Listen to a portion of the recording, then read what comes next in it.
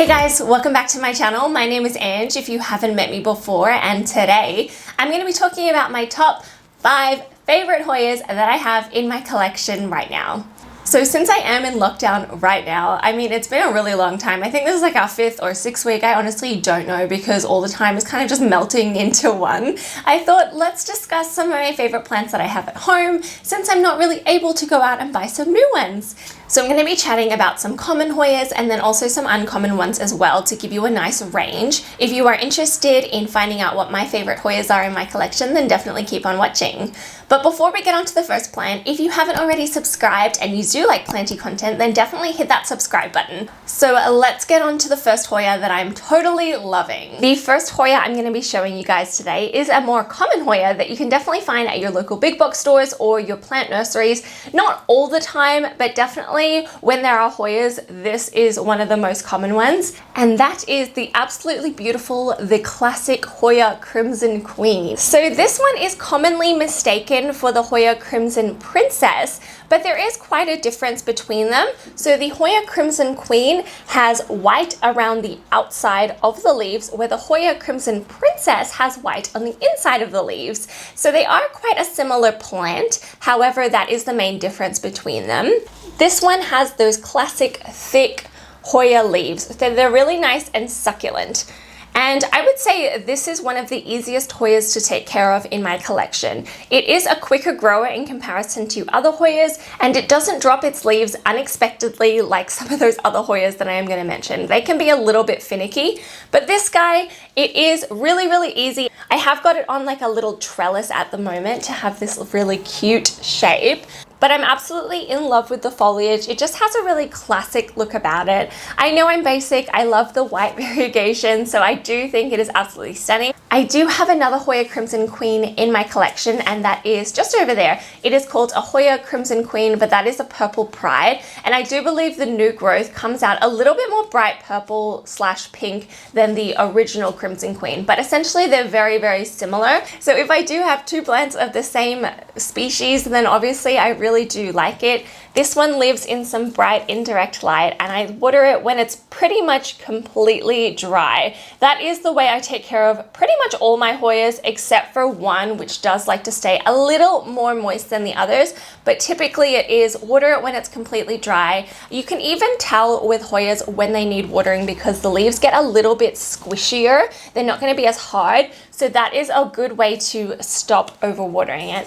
But this is the first one I love, and if you are new to Hoyas, I would definitely recommend getting this one. The next Hoya I have to show you is going to be a 2-for-1 because I have a different variation of the same type of Hoya, and it is another common one. So I got this one at a local garden center. I think I got it from Newtown Garden Market like a while ago. If you are in Sydney and you haven't been to Newtown Garden Market, I would definitely check them out because they always have a good range of Hoyas and for such an affordable price point as well. And the next plant on my list is the very classic Hoya Carnosa Hindu rope. So it is an absolutely weirdo looking plant. So it has these like swirls of leaves and it just kind of grows in a big clump.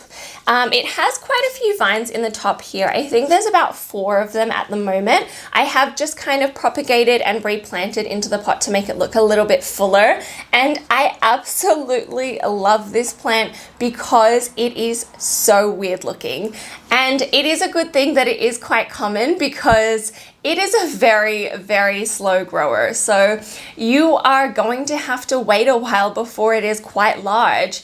So that makes it good that you can easily get them and it's not something that you have to kind of wait around for. I know my mom absolutely hates this plant. When I got it, I showed it to her and she just thought it was so ugly. So I guess it's just like a personal preference. I personally like really weird looking plants because they have a lot of character, and I am in love with this one. I will say that this guy, because there is so many like swirly indents, that you do want to be careful about pests. So I have seen some other people have problems with mealybugs. I've personally never had that, but I do like to thoroughly rinse out the plant when I am watering it. This one is in a terracotta pot, so it does get thirsty more often than if it was in plastic, but I am thinking about repotting it soon because I have another Hoya Hindu rope and I kind of want to pop them together so it looks even more full.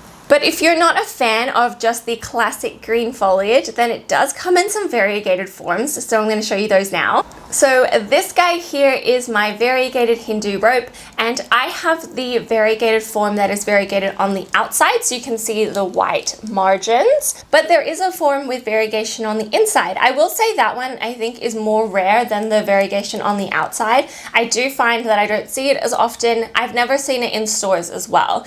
This guy I just think is so dang cute, and I will say I probably like this one a touch more than my normal green one, but it gets demoted a little bit because it is only one little vine.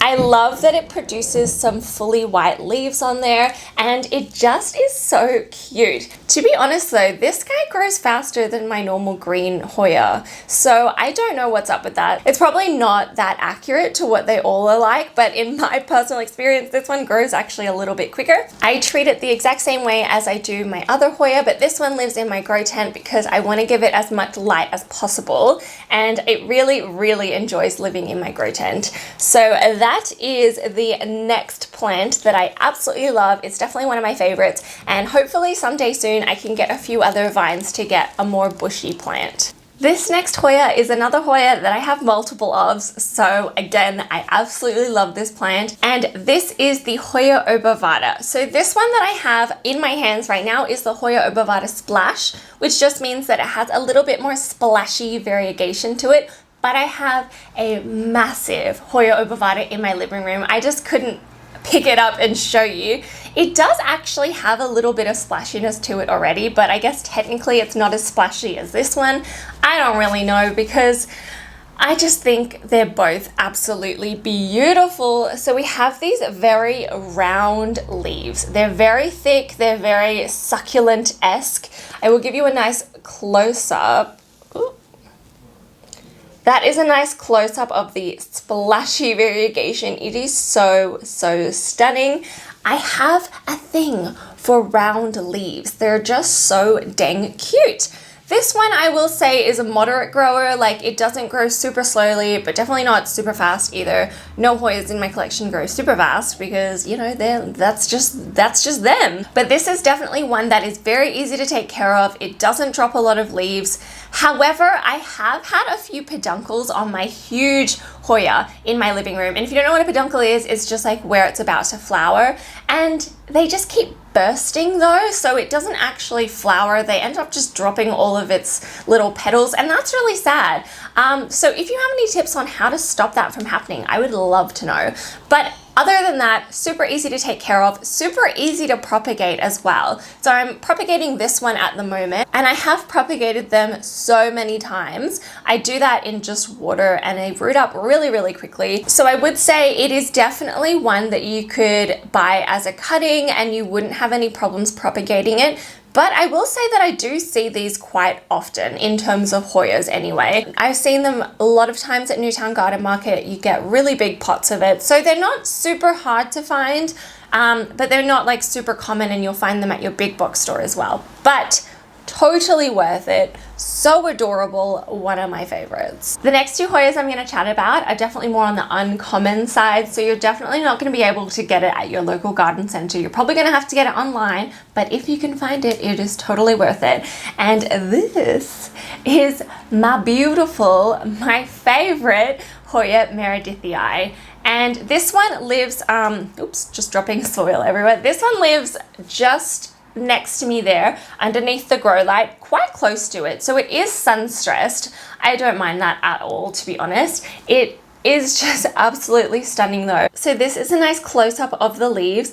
It is insanely veiny, like if you can see that. The red is just that sun stressing there. It's a little bit dusty, but you know, whatever. It is just so absolutely beautiful. This one though is such a slow grower, and it does get temperamental for me time to time and drop its new leaves, but you know, I will take the good and the bad just because it is so stunning. It is definitely a Hoya that is going to make a statement, and The only problem is that in Australia anyway, I have seen these prices skyrocket. So I think I bought this one for like 30 bucks online. It was rooted, it was a full plant, but now I've been seeing them for like 100 bucks. So there is a bit of a price jump, but I would say if you can get your hands on it for a decent price, then definitely get it because it is absolutely beautiful. And oh my gosh, I cannot wait till it becomes like full and luscious. I mean, knowing my luck, it's going to take like 10 years, but you know, she is a stunner and definitely a favorite in my collection.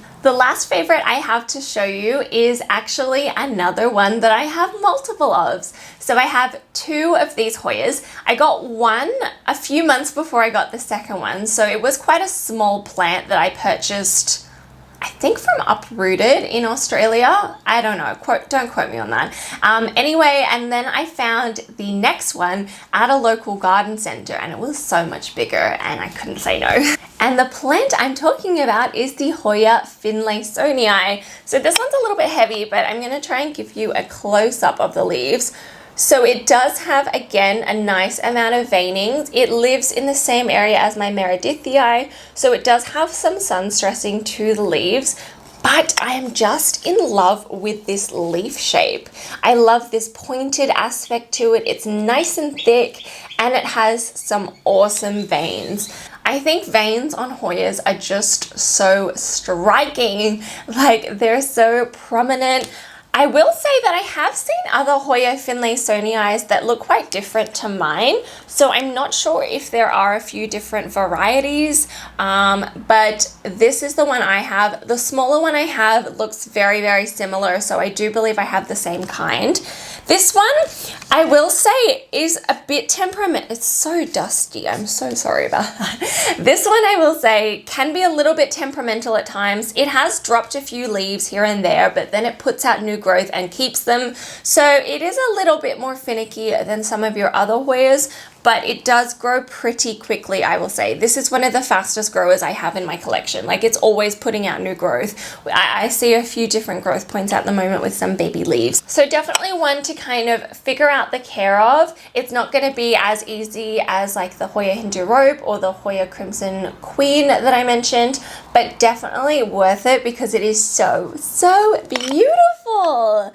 I absolutely love this one. Like, it's definitely one of my favorites. I'm thinking, like, I'm trying to downsize my collection at the moment, so I'm not sure if I should try and get rid of the smaller one, but I love it, so I don't know. I'm not ready for that, but that is definitely on the list of things that I'm thinking about doing, just because I do want to make more space for some new plants. Alright guys, so those are my favorite Hoyas that I have in my collection at the moment. Leave me a comment down below letting me know what your favorite Hoyas are. And if you like this video, then definitely hit the thumbs up because it definitely helps out my channel. And if you haven't already, then hit subscribe, and I'll see you guys in my next video. Alright, bye.